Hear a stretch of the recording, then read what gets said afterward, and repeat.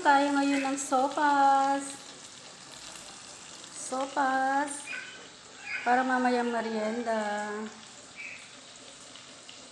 Una po yung manok. So-transfer natin mamaya dito sa mga gulay. Oil ko na din po yung pasta. Ihahalo na lang natin mamaya. Guys, kumukulo na ang ating sopas. Dito sa kabila, hindi ko siya lalagyan ng sabaw. Hindi ko siya lalagyan ng sabaw kasi gusto ko sa kanya dry. Ito lang. Konti lang yung may sabaw, guys. Ayan.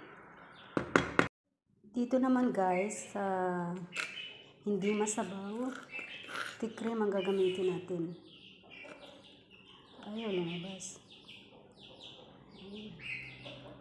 Saglit lang at paghahaluin ko po muna.